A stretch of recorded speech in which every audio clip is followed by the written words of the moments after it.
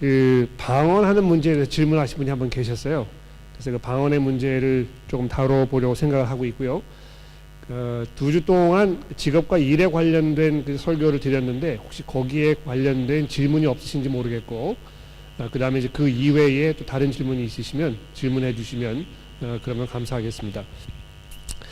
그 방언에 관련된 질문은 우리 교회에서는 왜 방언을 권장하지 않는 것입니까? 하는 질문이 있으셔서 이 질문을 처음으로 다뤄보도록 하겠고요. 다른 질문이 있으시면 좀 미리 말씀을 좀 해주시겠습니까? 지난번에 목사님께서 육체 상전에 대해서 말씀하셨어요. 가지고 이런 직장이나 직업에 대해서 육체 상전한테도 주께 마음을 다하듯이 하라고 그랬어요. 그러면 우리 교회에는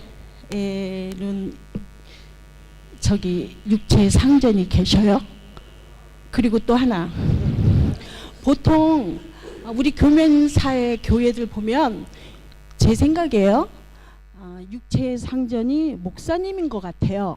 하고 보통 사람들이 다 그렇게 생각을 하고, 목사님이나 장로님이 육체 상전 될 수 있고, 그 다음에 권사님이나 이렇게 육체 상전이 될 수 있는데, 그거 두 가지 대해서 말씀해 주세요.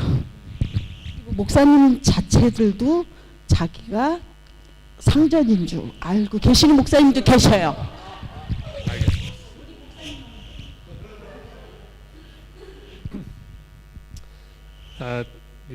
에베소서 6장에 있는 말씀을 아마 염두에 두고 계시는 것 같은데, 제가 설교를 할 때 그 상전에게 대할 때 죽게 하듯 하라 하는 그 말씀을 언급을 하셨습니다. 누가 육체의 상전인가, 그리고 특별히 교회 안에서 육체의 상전 역할을 하는 사람이 있는가, 그런 질문을 하셨는데요.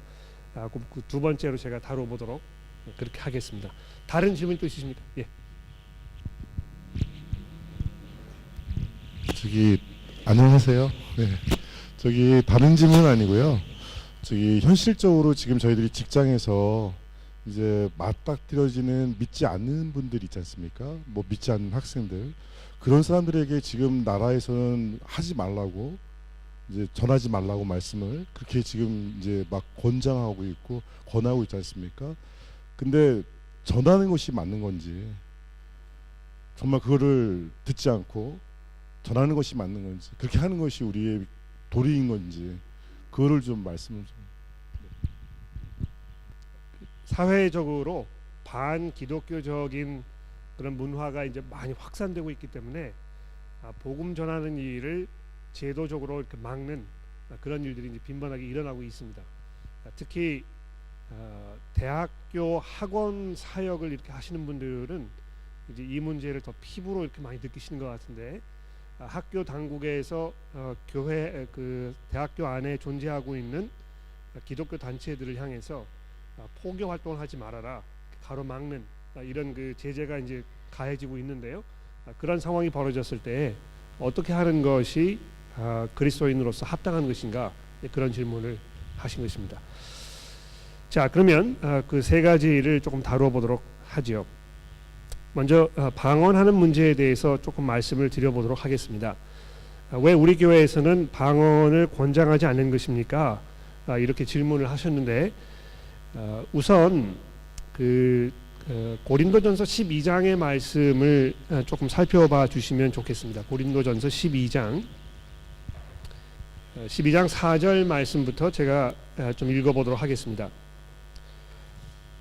은사는 여러 가지나 성령은 같고 직분은 여러 가지나 주는 같으며 또 사역은 여러 가지나 모든 것을 이루시는 하나님은 같으니 각 사람에게 성령의 나타내심은 유익하게 하려 하심이라.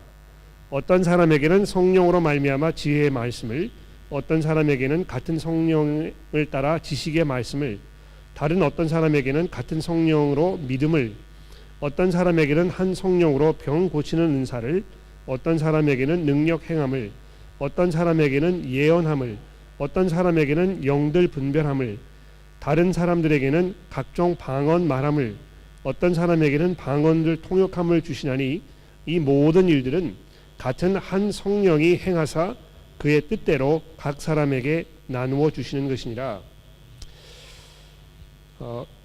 왜 우리 교회에서 방언을 장려하지 않는 것입니까?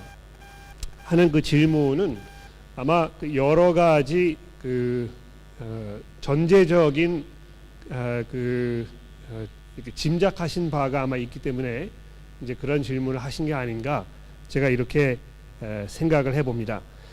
근데 우리 교회에서 이 방언에 대해서 이제 어떻게 하고 있든지 간에 중요한 것은 성경이 이 문제에 대해서 이제 뭐라고 이야기하는 것인지를 살펴보는 게 중요하니까 그것을 우리가 먼저 살펴보고 성경에서 말씀하시는 것과 우리 교회가 지금 가지고 있는 어떤 그 정책이나 뭐 이런 것들이 일맥상통하는지 이거를 좀 살펴보면 그러면 도움되지 않을까 이렇게 생각이 됩니다.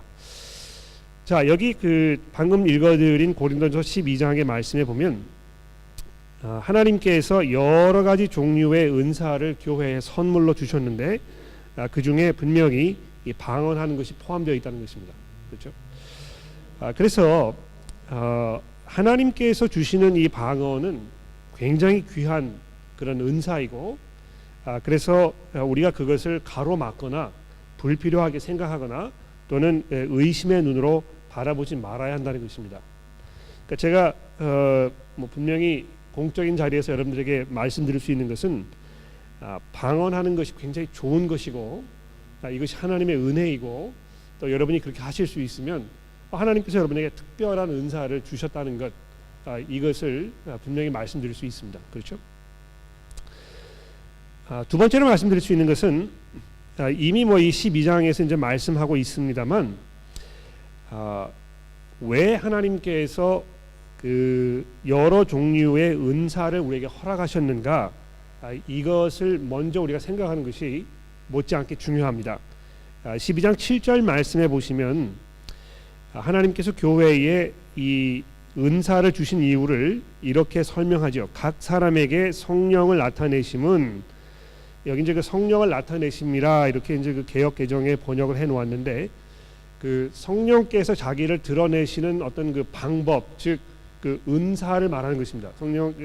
성령의 은혜를 통해서 각 사람에게 성령의 은사들이 나타났을 때 이걸 말하는 것인데 왜 하나님께서 그렇게 하셨냐 하면 유익하게 하려 함이라 이렇게 약간 애매모호한 번역을 해 놓아서 이것이 좀 혼란스러울 수가 있을 것 같아요.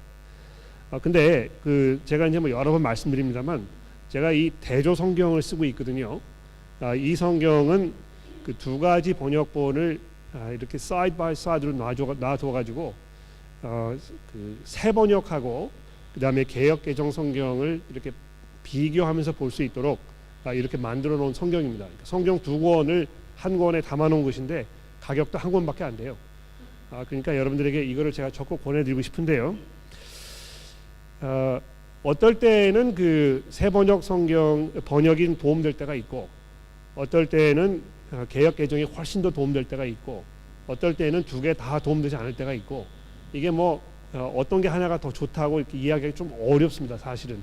그런데 이 12장 7절 말씀의 경우에는 새 번역 성경이 훨씬 더 우리에게 도움이 됩니다. 왜냐하면 잘 들어보십시오. 각 사람에게 성령을 나타내 주시는 것은 공동 이익을 위한 것입니다. 이렇게 번역을 해 놓았습니다. 그러니까 실제로 하나님께서 교회에 은사를 주신 것은 각 성도들에게 은사를 주신 것은 무슨 목적 때문입니까? 공동 이익을 위해서라는 것입니다. 그렇죠? 그러니까 이 모든 은사의 기본적인 전제 조건이 여기에 있는 것입니다. 하나님께서 여러분에게 어떤 특별한 은사를 주셨으면 그것은 여러분을 위해서 주신 것이 아니고 여러분께서 그것을 사용하셔서 공동 이익을 구할 수 있도록 하기 위하여 이걸 주셨다는 것입니다. 자, 그렇기 때문에 여기에 있는 이제 모든 어떤 은사들 이런 거를 행함에 있어서 능력을 행하는 것이라든지 예언을 하는 것이라든지 영을 분별하는 것이라든지 방언을 하는 것이라든지 또 그것을 통역하는 것이라든지 이런 모든 것들은 여러 사람의 공통적인 이익이 있을 때만 사용되어야 한다는 것입니다. 그렇죠? 자기 혼자를 위해서 쓰지 말고 모든 사람들을 위해서 쓰라는 것입니다. 자, 그게 이제 그 12장의 첫 번째 중요한 포인트고요. 그렇기 때문에 사도 바울이 그 13장과 이제 14장으로 넘어가면서 사랑에 대하여 이야기하고 있는 것입니다. 그렇죠? 그러니까 은사를 사용하는 그 목적이 공동 이익을 위한 것이라면 은사를 사용하는 데 있어서 가장 중요한 것은 당연히 사랑이 되어야 할 것입니다. 그러니까 내가 사랑하는 마음이 없으면 내가 은사를 가지고 있어도 이것을 공동 이익을 위해서 쓰려고 하지 않을 것입니다. 왜냐하면 자기를 드러내려고 쓴다든지 자기의 만족만을 위해서 쓴다든지 자기만 생각하고 은사를 사용하지 않게 되니까. 그렇죠? 그래서 그 14장에서 이제 본격적으로 이 방언의 문제에 대해서 이야기하기 이전에 13장에서 이 사랑에 대해 이야기하고 있는 것입니다. 그러니까 이 12장 맨 마지막 절에 보시면 너희는 더욱 큰 은사를 사모하라. 내가 또한 가장 좋은 길을 너희에게 보이리라. 이렇게 이야기하셨는데 여기 그 더욱 큰 은사는 무엇이겠습니까? 또 그 더욱 큰 은사를 사용할 수 있는 가장 좋은 길은 무엇이겠습니까? 사랑으로 하는 것입니다. 그렇죠? 자, 이 두 가지를 전제로 해가지고 이제 그 14장의 말씀을 보시면 이 교회가 방언하는 문제에 대해서 어떤 그 정책을 가지고 있어야 될지가 아주 이제 분명하게 아마 정리가 될 것입니다. 첫 번째로 14장 1절에 보십시오. 사랑을 추구하며 신령한 것을 사모하되 특별히 예언을 하려고 하라. 여기 그 특별히 예언을 하려고 하라 이 말씀은 방언하는 것보다 예언하는 것을 더 추구하라는 것입니다. 왜 그런지 설명을 들어보십시오. 방언을 말하는 자는 사람에게 하지 아니하고 하나님께 하나니. 자, 이게 첫 번째 이유입니다. 방언을 하는 사람은 사람에게 하지 아니하고 하나님께 한다는 것이죠. 자, 그러면 공동 이익을 구하는 마음으로 은사를 사용하는 데 있어서 사람에게 하지 아니하고 하나님께 하는 것이 무슨 이익이 되겠느냐? 그렇죠? 그러니까 하나님께만 하는 것이면, 그래서 사람들에게 별로 그렇게 도움되는 것이 아니면 이것이 그렇게 유익한 은사가 아니라는 것입니다. 그렇죠? 들어보십시오. 방언을 말하는 자는 사람에게 하지 아니하고 하나님께 하나니 이는 알아듣는 자가 없고 영으로 비밀을 말함이니라. 그러나 예언하는 자는 사람에게 말하여 덕을 세우며 권면하며 위로하는 것이요 방언을 말하는 자는 자기의 덕을 세우고 예언하는 자는 교회의 덕을 세우나니 나는 너희가 다 방언하기를 원하나 특별히 예언하기를 원하노라. 만일 방언을 말하는 자가 통역하여 교회의 덕을 세우지 아니하면 예언하는 자만 못하니라. 그러니까 아주 분명하게 교회에서 이 방언하는 문제를 어떻게 사람들에게 알려야 할지에 대해서 잘 설명하고 있습니다. 그러니까 예언한다는 거는 이제 그게 뭘 말하는 것인지 간에 이 예언의 그 혜택이 무엇인지를 어떻게 설명하는지 보십시오. 3절입니다. 예언하는 자는 사람에게 말하여 덕을 세우며 권면하며 위로하는 것이요. 그렇죠. 그러니까 이 은사를 주신 그 목적이 공동 이익을 위한 것이기 때문에 그런 면에서 예언하는 것, 즉 사람에게 말하여 덕을 세우고 또 권면하고 위로하는 이것이 훨씬 더 귀하고 값진 것이라는 것입니다. 그런 면에서. 그 다음에 그렇기 때문에 4절에 이제 뭐라고 말씀하고 있습니까? 예언하는 그 통역을 하는 사람이 없으면 그러면 교회에서 방언하지 말아라. 그렇죠? 그러니까 왜 그렇습니까? 제가 뭐 이 자리에서 저는 방언을 할 줄 모릅니다. 방언의 은사도 없고 또 방언 달라고 제가 기도를 해본 적도 없고, 그러나 아마 이 자리에는 혹시 방언하시는 분들이 계시지 않을까 생각해요. 그런데 여러분들이 그 방언하는 은사를 받으셨으면 그냥 하나님께서 여러분에게 주신 은사 중에 하나인 것입니다. 근데 그 은사가 형제 자매들에게 도움되는 은사가 아니면, 또 그런 상황과 여건이 마련되어 있지 않으면 그걸 쓰지 말라는 것입니다. 그러니까 어떤 상황에서 교우들에게 이 덕이 되고 이 유익이 되는 것입니까? 내가 지금 하는 방언을 옆에서 잘 사람들이 알아들을 수 있는 말로 통역할 수 있는 사람이 있을 때, 그럴 때만 방언을 사용하는 것입니다. 글쎄 저는 뭐 그 방언을 하시는 분들은 가끔 만나봤는데요, 방언 이렇게 하는 거를 통역하는 은사를 받으신 분들은 별로 만나본 적이 없습니다. 혹시 이 자리에 그런 분 계시는지 모르겠어요. 여러분이 방언 하시는 분의 그 방언을 통역하는 은사를 가지고 계시면 아마 굉장히 그 훌륭한 은사를 가지고 계신 게 분명해요. 그러니까 우리 교회에 방언하실 수 있는 분이 계시고, 그 방언하는 것을 통역할 수 있는 분이 계신다면 뭐 얼마든지 그 교회에서 방언하는 기회를 드리고, 무슨 이야기를 하셨는지 통역을 해드리고 이렇게 할 수 있다고 저는 생각합니다. 그러나 아직 그런 분들을 만나보지 못해서 제가 적극적으로 교회 안에서 공동 이익을 위하여 방언하는 것을 삼가하는 것이 좋겠다. 이건 뭐 제 주장이 아니고 사도 바울이 고린도전서에서 하시는 말씀이기 때문에 그렇다는 것입니다. 근데 이제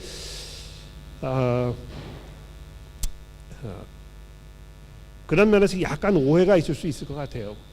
이거 우리 교회에서는 방언을 미워하는구나. 근데 미워하는 것이 아니고, 방언이 분명한 하나님의 은사임에 분명하고, 또 이것이 교회의 유익이 될 수 있는 은사임에 분명하고, 또 그렇다면 분명히 그 방언을 통역할 수 있는 사람을 교회에 동시에 선물로 주셨을 것입니다. 그런데 그런 것이 아니면 방언을 뭐 이렇게 가지고 기도하고 이런 것이 글쎄 뭐 여러분 개인적으로 도움되는지는 모르겠어요. 저는 뭐 방언을 해본 적이 없기 때문에 방언하는 것이 저에게 개인적으로 어떤 도움되는지 제가 분명히 말씀드릴 수는 없습니다만, 뭐 이렇게 그 방언을 하시는 분들의 이야기를 들어보면 지금 뭐 방언으로 무슨 기도를 하신 것입니까? 이렇게 여쭤보면 방언하시는 분도 몰라요. 내가 뭐라고 기도했는지. 그냥 방언이 나오니까 그냥 그걸 한 것입니다. 근데 그것이 여러분에게 개인적으로 어떻게 그 신앙의 성장을 가지고 오는지 성경이 잘 설명하지 아니하고, 또 여러분들도 그것을 설명하기 어렵고, 또 저도 이것을 뭐 어떻게 이렇게 논리적으로 이성적으로 이해하기도 좀 어렵습니다. 그러나 그렇다고 해서 그럼 이건 뭐 쓸모없는 것인가? 쓸모없지 않다는 것이죠. 굉장히 중요한 사역입니다. 그러나 방언하는 사역이 그 하나님의 은사로서의 중요한 역할을 하기 위하여는 전제되어야 할 여러 가지 조건들이 분명히 있다는 것입니다. 그 다음에 이제 그 14장 26절로 넘어가 보시면은요, 이 방언하는 문제에 대해서 이제 또 중요한 것 몇 가지를 이야기하고 있는데, 26절에 보십시오. 그런즉 형제들아 어찌할까? 너희가 모일 때에 각각 찬송시도 있으며 가르치는 말씀도 있으며 계시도 있으며 방언도 있으며 통역함도 있나니 모든 것을 덕을 세우기 위하여 하라. 만일 누가 방언으로 말하거든 두 사람이나 많아야 세 사람이 차례를 따라 하고 한 사람이 통역할 것이요, 만일 통역하는 자가 없으면 교회에서는 잠잠하고 자기와 하나님께 말할 것이요, 예언하는 자는 둘이나 셋이나 말하고 다른 이들은 분별할 것이요, 만일 곁에 앉아있는 다른 사람들에게 계시가 있으면 먼저 하던 자는 잠잠할지니라. 그렇죠? 그러니까 그 막 이렇게 모든 사람들이 동시에 한꺼번에 이 방언이 막 터져 나오는 이런 상황과 여건을 만들지 말라는 것입니다. 교회에서 뭐 이제 그 통성 기도를 이렇게 많이 하게 되는 경우가 있는데, 그 통성 기도를 이렇게 하다 보면 이제 중간에 방언의 은사가 있으신 분들이 자기도 모르게 이 방언으로 막 이렇게 여러 곳에서 동시에 방언기도 하시는 것을 들어본 적이 또 있습니다. 근데 그런 상황이 벌어지면 아마 앞에서 그 기도회를 인도하시는 분이 기도를 잠깐 멈추셔야 될 거라고 생각해요. 이렇게 하는 것이 성경 말씀이 우리에게 이야기하고 있는 그런 패턴이 아니기 때문에 우리가 이거 잠시 멈추자. 그러니까 여러분이 가지고 계시는 그 방언의 은사가 정말 하나님께서 주신 은사이면 여러분이 그것을 마음대로 컨트롤하실 수 있을 것입니다. 그렇죠? 그러니까 그냥 막 터져 나온다고 그냥 막 이렇게 하지 말고 시와 때와 상황을 잘 분별하여 이것이 도움되는지를 생각해보고 이게 필요하다 생각되었을 때 방언을 할 수 있는 것, 아마 그것이 하나님께서 우리에게 주신 참 방언의 은사가 아닌가 생각합니다. 참고로 한 가지만 말씀을 더 드린다면 그 방언을 하는 것은요 꼭 성령을 통해서만 벌어지는 일은 아닌 것 같아요. 저도 뭐 그런 걸 본 적이 있는데 그 동남아시아의 자기 어떤 그 민속 종교를 믿는 이런 사람들 가운데서도 사람들이 알아들을 수 없는 말로 뭐 이렇게 막 속사포처럼 이야기를 쏟아내는 이런 사람들 만나본 적이 있습니다. 그러니까 뭐 물론 그러니까 방언처럼 들리는 이런 것을 막 이렇게 할 수 있다고 해서 그것이 반드시 하나님께 성령으로부터 온 방언이라고 이렇게 단정지지 말아야 할 것이고, 특히 사탄이 이런 것들을 사용하여 사람들 현혹할 수 있다는 것을 우리가 기억했을 때 우리 교회가 이 문제에 대해서 이제 어떻게 할 것인가, 이것이 아주 분명하게 정리가 되지 않나 이렇게 생각을 합니다. 거기에 대해서 추가 질문이 있으십니까? 네, 이 질문에 20분을 제가 사용을 했는데요. 그러면 다음 질문을 좀 다뤄보도록 하겠습니다. 에베소서 6장 말씀을 좀 살펴봐 주시겠습니까? 에베소서 6장에 보시면 사도 바울이 이렇게 말씀했습니다. 6장 5절입니다. 종들아 두려워하고 떨며 성실한 마음으로 육체의 상전에게 순종하기를 그리스도께 하듯 하라. 눈가림만 하여 사람을 기쁘게 하는 자처럼 하지 말고 그리스도의 종들처럼 마음으로 하나님의 뜻을 행하고 기쁜 마음으로 섬기기를 주께 하듯 하고 사람들에게 하듯 하지 말라. 이는 각 사람이 무슨 선을 행하든지 종이나 자유인이나 주께로부터 그대로 받은 줄을 알미라. 상전들아 너희도 그들에게 이와 같이 하고 위협을 그치라. 이는 그들과 너희의 상전이 하늘에 계시고 그에게는 사람을 외모로 취하는 일이 없는 줄을 너희가 알미니라. 여기 이 문맥을 잘 살펴보면 사도 바울이 이 상전이라고 하는 이 말을 썼을 때 지금은 뭐 존재하지 않는 그 주인과 노예의 관계를 이야기하는 게 분명합니다. 그렇죠? 그러니까 이 신약 성경이 쓰여졌을 당시에도 아직 그 노예들이 이렇게 있었고, 또 기독교 가정에서도 주인도 기독교인이고 거기에서 함께 생활하는 노예도 기독교인이었던 이런 상황들이 지금 언급되고 있는 게 분명하다는 것입니다.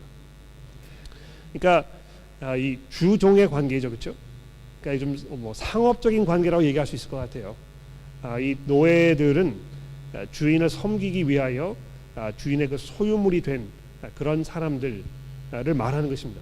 그렇기 때문에 이 에베소서 6장 5절부터 이 9절에 있는 이 말씀은 지금 현재 있는 이 상황과는 이렇게 잘 직접적으로 적용되지 않는 그런 말씀인 것 같아요. 왜냐하면 우리가 이제 그 주종 관계를 더 이상 가지고 있지 아니하고 고용주와 이제 고용인 이런 관계로 이제 바뀌어진 거 아닙니까? 그렇죠? 그러니까 그 고용주와 고용인의 관계는 주종 관계와는 다른 종류의 관계입니다. 그렇지 않습니까? 왜냐하면 그 노예가 되었을 때는 주인의 소유물이기 때문에.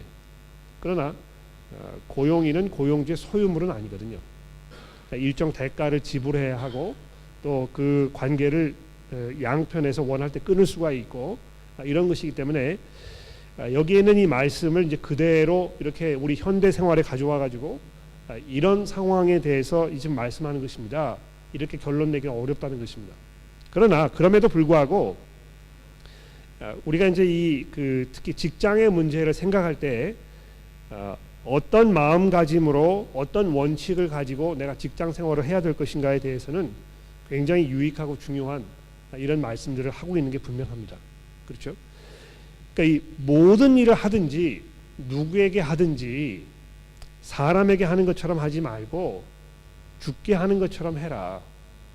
그러니까 노예가 그 주인에게 뭐 말에 순종하고 주인을 섬기는 이런 상황이면 그 노예는 주인에게 죽게 하듯 해라 이렇게 하는 것입니다. 근데 그 상황은 현재 우리 뭐 직장 생활에서는 마찬가지인 것 같아요. 직장 상사들을 대하는 마음가짐이나 또 태도나 이런 모든 것들은 마치 죽게 하듯 해라. 그렇죠? 자, 근데 그 질문의 요지는 그럼 이건 이제 교회 안에서 어떻게 적용될 것입니까? 이 교회 안에서도 상전이 있는 게 아닙니까? 간단히 그 결론부터 말씀드리면 그렇지 않다는 것입니다. 그러니까 이 교회에서 교우들 간에 또 어떤 그 목회를 담임하고 있는 목사와 그 교우들 간의 관계를 이야기할 때 절대로 이 상전이라는 말을 쓰지 않습니다. 그렇죠? 이 상전이라는 말이 굉장히 그 특별한 말이죠. 그렇죠? 뭐 여기 그 세번역 성경에 이제 그 주인이라는 말을 썼는데 교회에서 그 목회를 하고 있는 그 목사를 성경은 교회 주인이라고 표현한 적이 한 번도 없다는 것입니다. 물론 그 교회에서 리더의 역할을 하고 있는 사람들을 존경하고 그들을 따르라는 그 권면의 말씀은 성경에 여러 번 등장합니다. 뭐 예를 들어서 그 히브리서의 말씀을 잠깐 보십시오. 히브리서 13장 17절입니다. 13장 17절. 너희는 인도하는 자들에게 순종하고 복종하라. 그들은 너희 영혼을 위하여 경성하기를 자신들이 청산할 자인 것 같이 하느니라. 그들로 하여금 즐거움으로 이것을 하게 하고 근심으로 하게 하지 말라. 그렇지 않으면 너희에게 유익이 없느니라. 교회에서 리더의 역할을 하고 있는 사람들을 어떻게 이제 대해야 될 것인가, 이 부분에 대해서 설명하는 것이죠. 그러니까 이런 면에서 뭐 그 질서가 있고 또 어떤 그 특별한 관계가 이 교회 리더와 교우분들 사이에 이루어져야 하는 것이 분명합니다. 그러나 그것이 상전과 또 어떤 그 종들의 관계는 아니라는 것입니다. 그러니까 예수 그리스도께서도 자기를 주인으로 말씀하셨지만 내가 그 섬김을 받으러 온 것이 아니고 내가 섬기러 왔다는지 이렇게 이야기하지 않습니까? 그래서 교회에서 그 교회를 치리하고 말씀을 가르치고 교우들을 격려하고 섬기는 일을 맡고 있는 목회자가 가져야 할 가장 중요한 덕목 중에 하나는 자기가 교회의 그 주인이나 또 가장 높은 자리에 있다는 사람 그 생각을 갖는 것이 아니고 그리스도께서 우리에게 하셨듯이 자기를 그 종처럼 생각하고 섬기는 자로 생각하고 겸손함으로 이 사역을 감당하고 이렇게 하는 것이 분명히 맞다고 생각합니다. 그래서 교회에서 목회를 하시는 분들이 어떤 자기의 권위나 또 위치나 지위나 이런 것에 대해서 너무 강조해서 자꾸 이야기하면 아마 그분은 약간 어떤 그 불안감 이런 것에 그 결벽증이 있는 분이 아닌가 그렇게 생각할 수 있을 거라고 제가 짐작을 합니다. 답이 되셨는지 모르겠습니다. 그렇죠. 그렇습니다. 결국에는 이제 그렇습니다. 그러니까 뭐 제 이야기를 해서 좀 죄송합니다만 우리 교회 1130 AM 회중에 있는 교우 여러분들과 저의 관계를 생각해 보았을 때 여러분들이 궁극적으로 그 저의 가르침에 순종하고 또 복종하시는 것, 그것이 맞습니다. 그렇죠. 근데 그것이 그런 책임을 맡고 있는 목회자들에게 굉장히 무거운 또 막중한 그런 책임감이라는 것입니다. 그러니까 이건 뭐 어떤 권리나 특권에 대해서 이야기하는 것이 아니고 이것이 얼마나 하나님 앞에 무겁고 심각하고 엄중한 일인가, 아마 그것을 강조하는 게 아닌가 이렇게 생각해요. 네. 자, 그 다음에 이제 좀 어려운 질문을 우리 이성원 교원님께서 하셨는데, 그 정부에서 복음 전하는 일을 하지 말라고 법적으로 이렇게 제재를 하면 우리 그리스도인들은 어떻게 해야 되겠는가? 그러니까 이게 이제 굉장히 진퇴양난에 빠져 있는 상황이죠. 이러지도 못하고 저러지도 못하는. 왜 그렇습니까? 성경이 분명히 우리에게 하나님께서 권세를 주신 이 세상을 다스리는 사람들에게 우리 그리스도인들이 순종하는 것이 맞다고 이렇게 말씀하고 있습니다. 그렇죠? 그러니까 어떤 면에서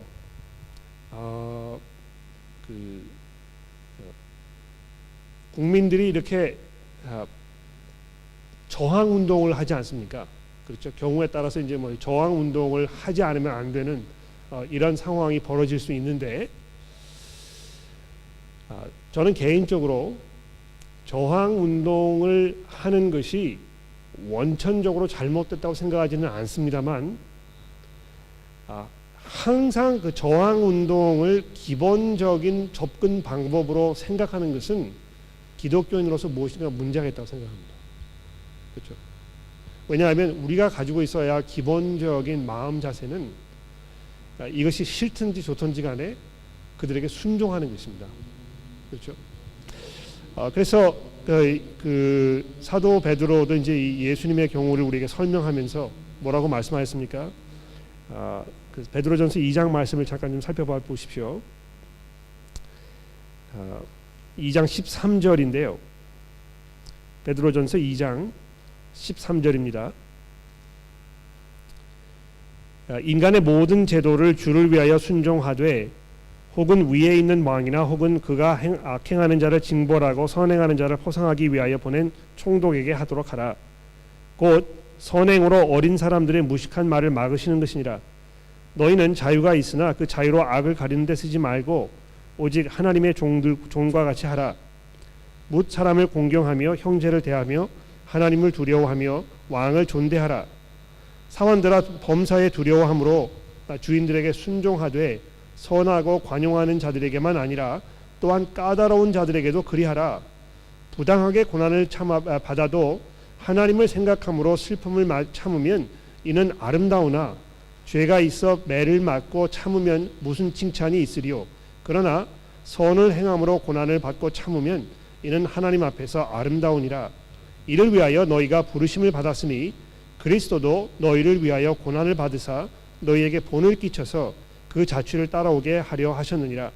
그는 죄를 범하지 아니하고 그의 입에 거짓이 없으며 욕을 당하시되 맞대어 욕하지 아니하시고 고난을 당하되 위협하지 아니하시고 오직 공의로 심판하시는 이에게 부탁하시며 친히 나무에 달려 우리의 몸으로 우리의 죄를 담당하셨으니. 이 굉장히 도전되는 말씀이죠. 그렇지 않습니까? 우리에게 잘 해주는 사람에게만 순종하지 말고 그렇지 않은 사람에게도 순종하는 것이 맞다는 것입니다. 물론 그 말씀을 지금 어떤 그 주종 관계에 있는 상황에 대해서 이야기하고 있는 것입니다만, 전체적으로 봤을 때 어떤 그 권위에 순종하는 그 문제를 지금 베드로전서 2장에서 말씀하고 있기 때문에 정부가 정부로서의 역할과 책임을 잘 감당하지 못하고 악법을 계속 그 입법화해가지고 사람들의 삶을 억압하더라도 그리스도인들이 끝까지 인내하고 참으면서 그런 법에 순종하는 것이 하나님 보시기에 합당하다는 것입니다. 그렇죠? 그런데 제가 처음에 말씀드렸습니다만 그렇다고 해서 저항 운동을 하는 것이 그러면 원천적으로 그리스도인들에게 맞지 않느냐, 그렇게 생각하지는 않습니다. 왜냐하면 성경에도 보면은 뭐 이미 그런 사례들이 여러 군데 있거든요. 여러분 기억나십니까? 베드로 사도가 복음을 전하다가 이 체포가 돼가지고 법정에 이제 섰는데 복음 전하는 일을 못하게 하니까 베드로 사도가 거기서 뭐라고 얘기했습니까?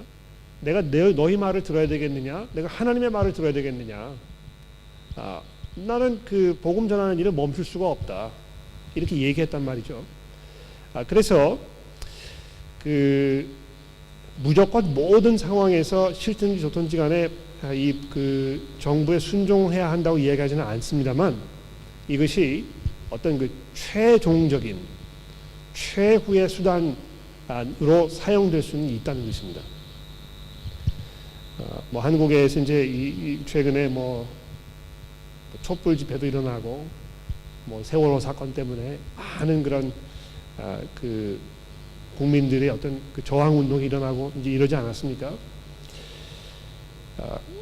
거기에 그리스도인들이 참여해야 될 것인가 말아야 될 것인가, 굉장히 어려운 문제라고 생각해요.